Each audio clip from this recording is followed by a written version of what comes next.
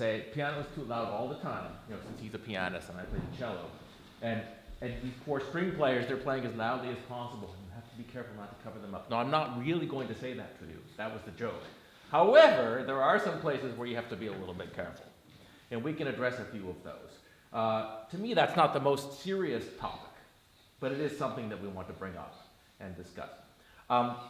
So right off the bat, I have a question for you. How can you be together at the beginning? First of all, do you think you were together at the very beginning? Did you feel like you were together? Now, there are many levels of togetherness. I'm talking about really together. Feeling the music the same way, starting precisely together, playing those first bunch of notes together, in particular the first three. Did you feel you were really together? I mean, you know what the right answer is, right? You're supposed to say no because you weren't. You could say yes, that would be fine, but you would be wrong because you weren't entirely together. You were close, but you weren't together. And I think it has to do with the fact that you didn't have a unified way to breathe that first rest. It starts on beat 2, obviously. I don't know if everyone in the audience would know that, but we all know that, right? And you have to really have a strong sense of where that rest happens so that you can be together on the second beat. You have to cue it together, you have to breathe together. Cueing is a huge topic, and it's fascinating or really boring, probably really boring to you guys, but fascinating to those of us who play chamber music all the time. Because cueing is not really about leading and following. Cueing is about initiating a gesture and everybody being part of that gesture. So whatever method you used, and I couldn't entirely see you while you were playing, I'm guessing you initiated the motion at the beginning, right? You initiated the gesture. Whatever you did wasn't something that everybody latched onto and that you didn't feel together. So it wasn't quite together at the beginning, and I think it's kind of important to be together at the beginning, and maybe at other places too. In general, you play really well together. So that's not, again, a huge topic to discuss. But the beginning I want to talk about. So can you give it another start? And without me telling you how to do it or what else you should do to make it more together, see if you can just be more together. So tell me, what did you notice? What did you think? Were the first three notes together? Actually, pretty well that time, right? But then what wasn't together? Right? Okay, so why would that be? If you're feeling yum, bum, bum, ba-da-da-da-da, it's coming off of a tie, essentially, right? 2, 3, 1, 2, ba-da-dum. That's tricky. There has to be some energy, some motion, some communication in that, what we would call the tie. It's a dotted, I mean, how does he notate it? It's a dotted quarter note, right? Yeah, so basically the dot. During that dot, you have to feel something together so you can be together after the dot.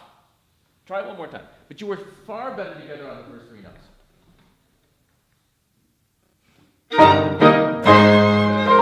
Now, no reason to go on if it's not together, because that is the topic right now.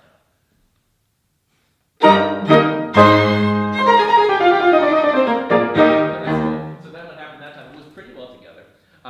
But the 16ths you were very careful. So it was yum, bum, bum, it was a little bit that way. So what we're going for, just so you know, is to breathe that first rest really precisely in the same way. Same kind of energy. I mean, not just like a conductor throwing something at you.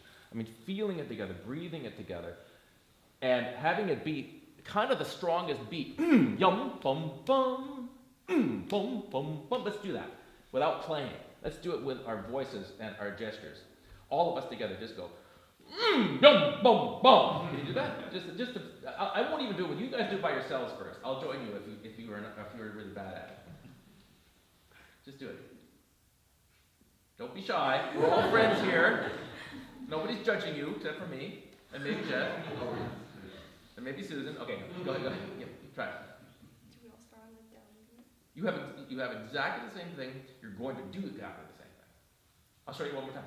You're going to put your heads together, first of all. I mean, you don't have to literally, but I mean, just communicate, look around, make sure you're all in one place, and then when you're ready, you initiate, because that's kind of the default thing that you're going to do, right? And you go, you're going to breathe before the first beat. Yum, bum, bum. Can you do that? So breathe before the first beat, as if you're playing the first beat. Yum, bum, bum. You should do one extra. You should go, boom, boom. When you play, you don't really have to show the upbeat to the downbeat, but I'm asking you to do that now. So, yum, bum, bum. Boom, boom, boom. Can you do that? Boom, boom, boom. I'm doing it with you once. Ready? I'll initiate the motion. I'll be violinist. Boom, boom, boom. Do it with a physical gesture too. I mean, don't sort of sit there with your instruments. You don't have to imitate playing, but do something physically so you're really. I'll tell you what. Stand up. You hold your instrument. That's fine. Stand up, and do something. Stomp your feet. Move your arms. Move your head. Do something, and go. Boom, boom, boom. Bum, bum, bum. And now do it 3 times as loud, because isn't the music a little more energetic than that? You don't want to sound like that, do you? So do this sort of exercise in the spirit of the music that you're going to play. Try again. Bum, bum, bum. Better. That was probably like, mezzo piano energy, maybe. What did he write? What's on the page? Forte. Which means loud, which means strong, actually. So we think, oh, that means loud. It doesn't really exactly mean loud. It ends up being loud, right? Of course, it implies loud, but it also means strong. Great energy. So let's do a forte version of that. Bum, bum, bum. Great. Sit down and play it. Now, I don't know if you need that extra upbeat or not, but I wanted you to do that so you could really breathe together.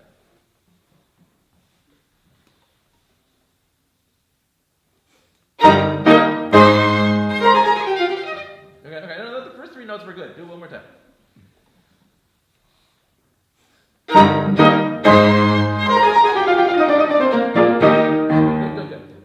Good. I think if you could get even 10% more energy in there, you'll be perfect. It's a little, it's like you're holding something back.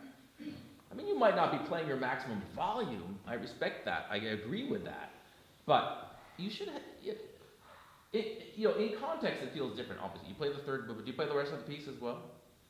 You have, okay. But if you play the rest of the piece, you finish the last movement, the previous movement, I should say, before the last movement. Third movement, beautiful, one of the most beautiful things ever written for not just chamber music, for any combination of instruments. Beautiful low B flat on the cello. We have a joke about that. That you have to retune. This is really annoying. You have to retune during your rest here. But that'll happen some other point in your life. But beautiful anchor low B flat, where slowly he previews this material. So when you've had that experience of playing it with the preview, then suddenly it's like somebody opened the door and you can be joyous. So I admit it feels a little different just to start on it than how it feels when you're playing all 4 movements. But it should feel like a release, a kind of an opportunity to really sing your full voice. And I want you to have that experience when you start in addition to being together. I think that's where we started with this. Okay, one more time. We need to do other things too. I don't want to spend all our time on the opening.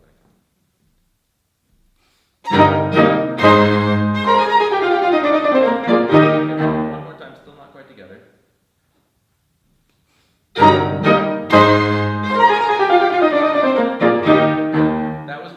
Now, another thing you can do, we won't do all of these things now, in order to work on ensemble or something like that, is take turns initiating the motion, take turns cueing. You're going to do it in the end. You should each have the experience of doing it, so you feel fully invested in this project of being together and playing music together, right? It makes sense, like I said, that you would do it in real life, but you all have to have that experience, and that you never follow.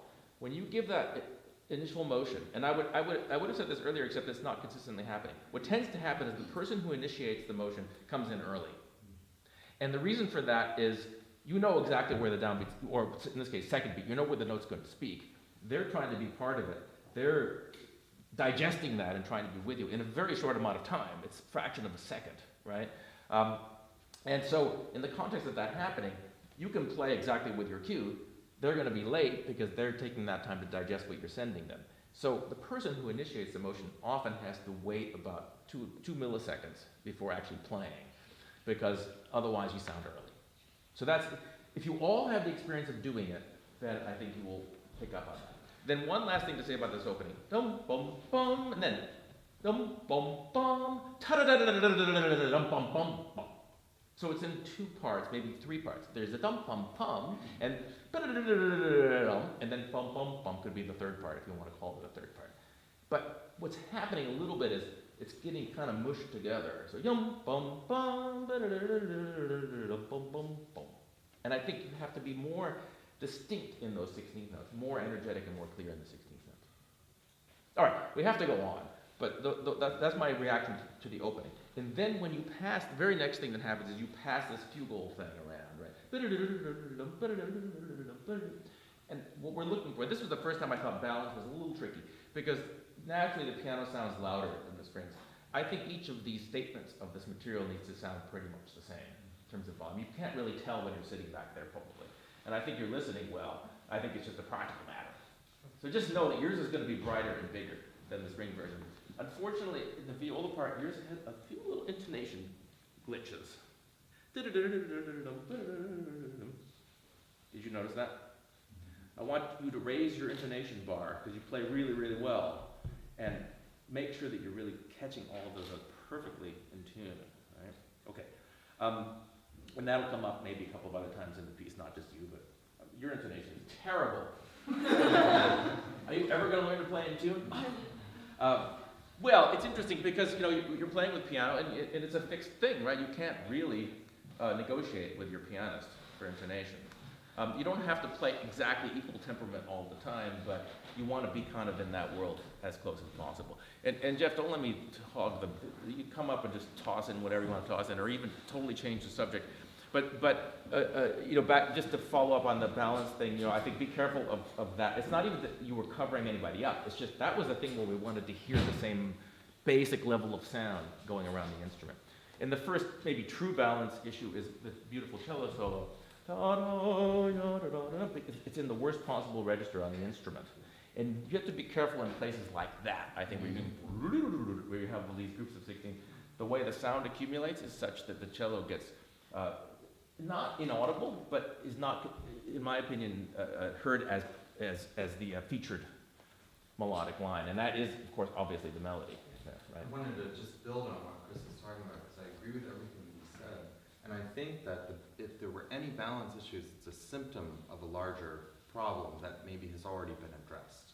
So there are a lot of things that happened in that opening. We're not going to talk about the opening the whole time, but it's interesting how music of this style is sort of like DNA it's unraveled through the whole piece. So he introduces things in the first few measures that end up becoming like, the whole piece. There's a lot of importance in that kind of germinative writing. And so I think part of the thing about balance that I felt was that there was so much of the same sound, so much of the same approach. So that when Chris was talking about the different aspects of the opening, bum, bum, bum, bum, bum. To me, that's a little bit, that's the issue that then manifests through the whole movement. The sameness. I felt when I was listening to you guys, I thought, if this were the Olympics, you guys would be like the weightlifters, like big, strong. But I think this is more like a gymnast kind of sound. Like there's an athletic quality to it. And I wanted to point out, also talking about balance, I've had the opportunity to play, not this exact piece, but Schumann and Chopin and Liszt on a piano from their time, an 1839 piano, with the strings playing on gut strings. And I can tell you that all the strings would have overwhelmed the piano. It's totally reversed. And it's really easy to play light and crisp. And the other thing I wanted to point out is maybe we've lost a little bit of touch with this in our modern era. I think that it sounds kind of clinical, but the hierarchy of beats, it's a little bit like the solar system. Like there's a gravitational pull toward the sun.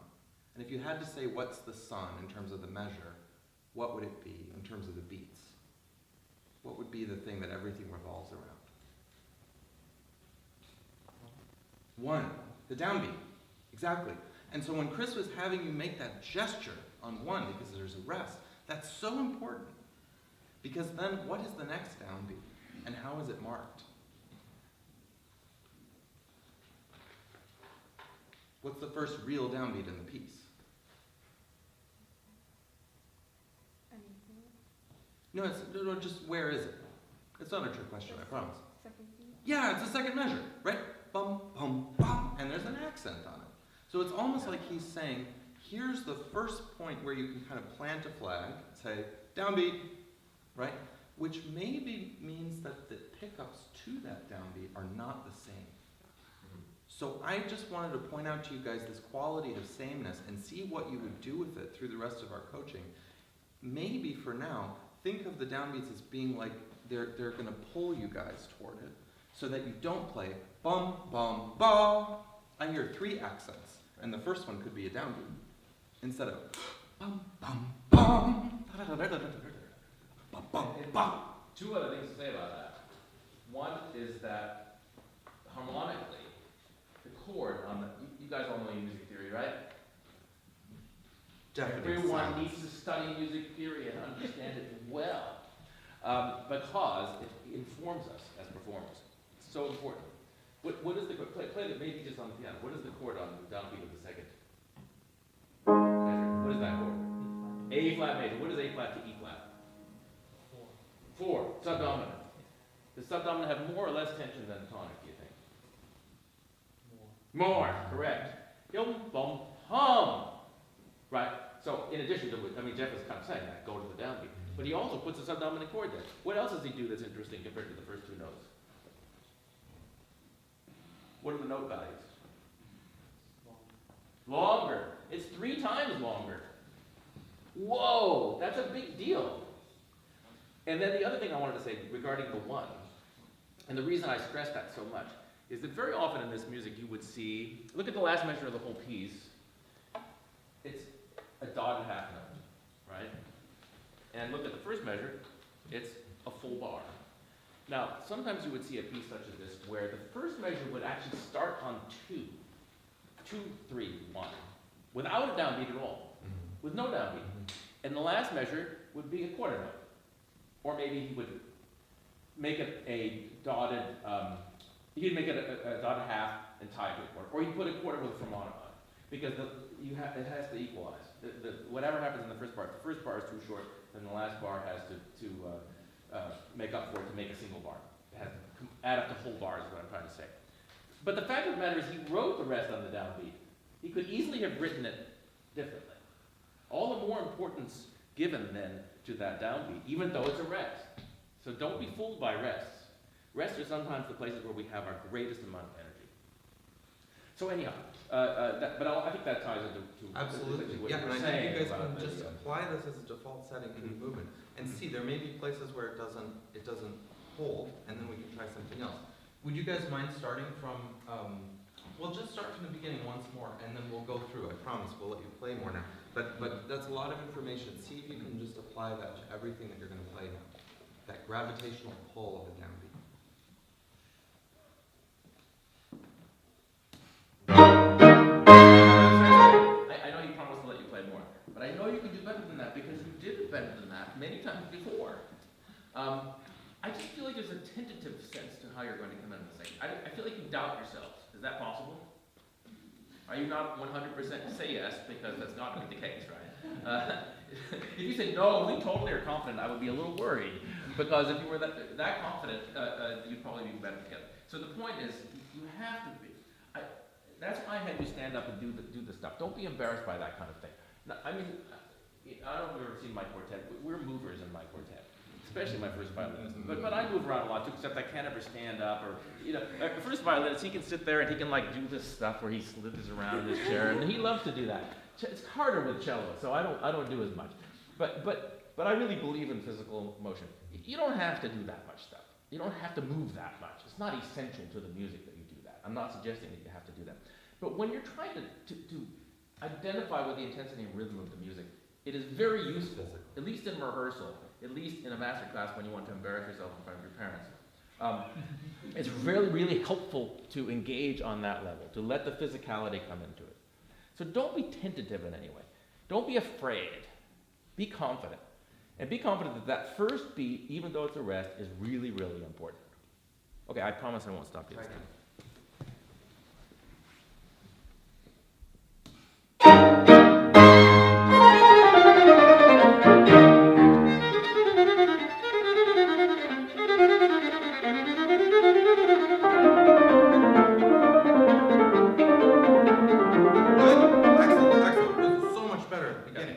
That really that was was your like, best one. had some electricity in it, you know. That was your best one. Excellent. So now, I think there's so much, the ghost of Bach and Handel is all through this movement, right? It's a fugue. And there's something about the figuration itself, well, Beethoven too, but there's something about the figuration itself that reminds me of that concept of the opening, of parsing out the opening into different areas. So, what's the relationship between these? Are they all the same?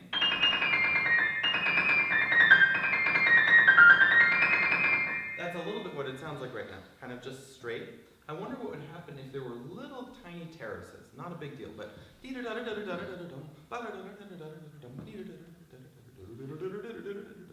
so that there's two short ones and then the third one goes on. And also, don't neglect the curlicue aspect of this music. That's very much like Bach, right? Bach does this thing that's called Fortspannung, that he spins out, like weaving material. He weaves out this material throughout the whole thing. That's totally what this theme is. This is a spinning kind of theme. So don't play as if it were totally linear.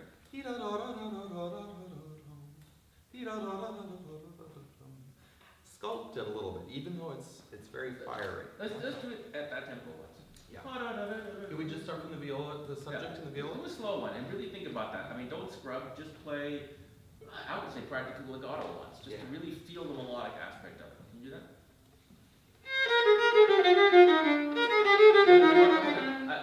You have fast in your brain. Let's get rid of the fast for the moment. Even in the slow tempo, you were playing fast. You know what I mean? It had a little tricky quality to it, meaning falling forward slightly. Be patient with it. Pretend it were something different.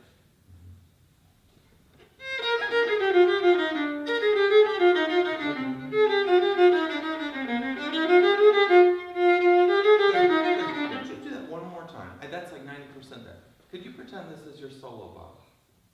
And play really on the string, no hurry, and very lovingly, just for now. We'll go back to brilliant in a second.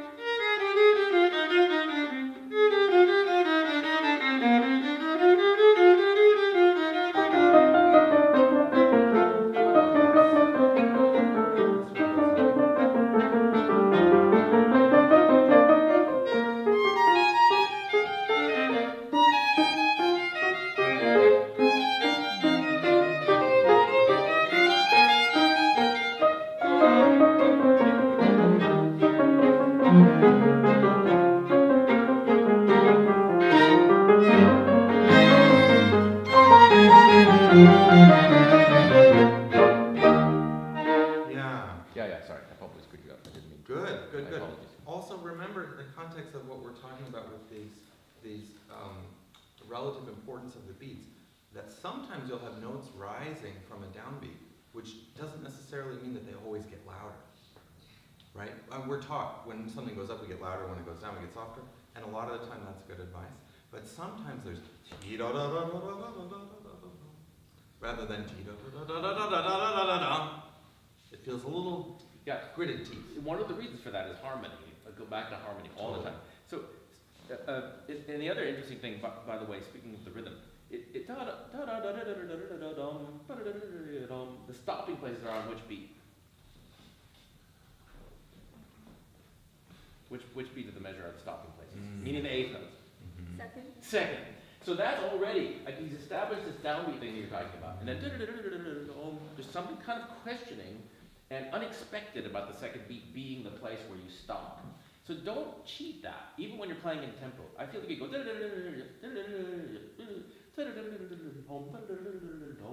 1, 2, 1, 2. So, wow, it feels almost syncopated when you think of it that way. And like Bach, what Chris is saying, I think there's this little subconscious line there. Right.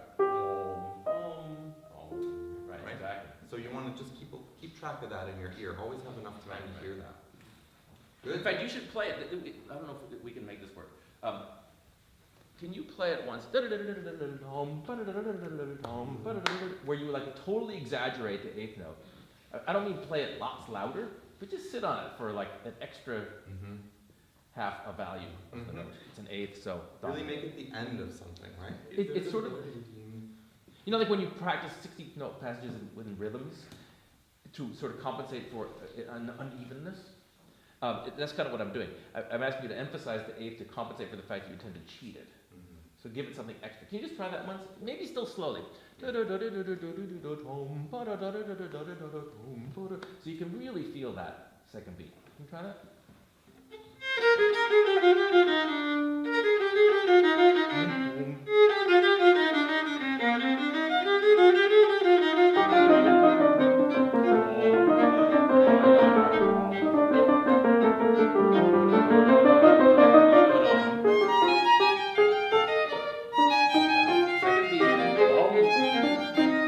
Now 1, 2, yeah.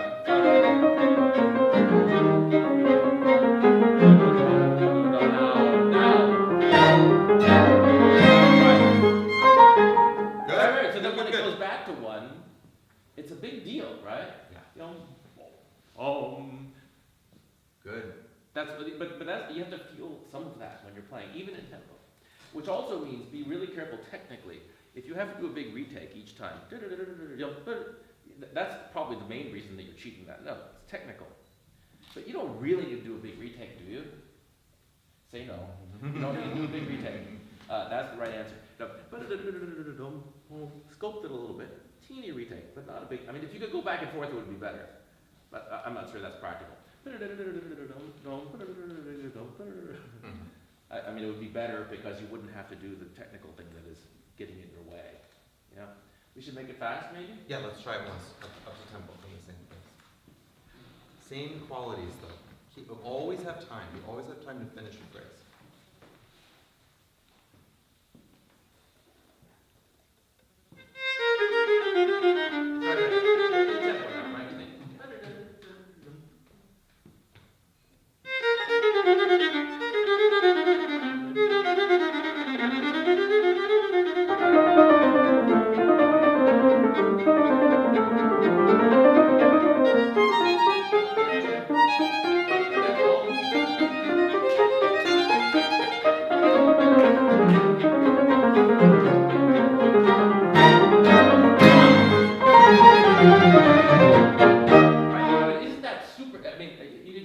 Do it as much as you could, but isn't it super exciting when you finally come together again, yo? I was gonna say. Yay! Yeah. Happy! And when you guys do get all the Seriously. 16ths together, that, like, everyone, like somebody walking up the street who's never seen cello or violin or viola or piano before, should understand that something has just happened. When you get to play all those 16 notes together, that's like, and we're off. Now the movement starts. Yeah. Well, because this caps off the opening section. Because now we have a second theme. And no more fugue. And no more, that's the extent of the fugal section. I mean, he'll do bits of it later on, so that's significant. When you finally come back, 2, 3, 1, 2, after all of that sort of almost kind of displacement of beats. I mean, it's a little confusing, even to keep track of where the beats are. And then this corrects it. This basically solidifies our rhythm once again. Plus, you were all playing in rhythmic unison now. Could That's we do super exciting. Could we do it from the second beat of measure 19, this big coming together moment, and then keep going because we want to hear a little bit of the lyrical yes, music. of course.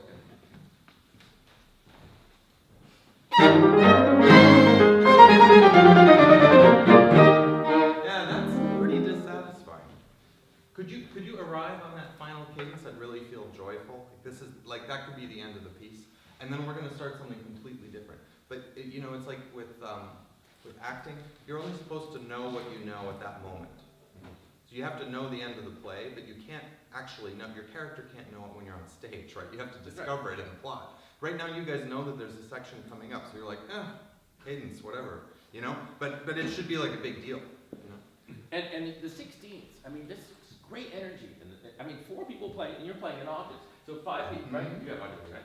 So 5 people, 5 versions of 16 notes simultaneously, all the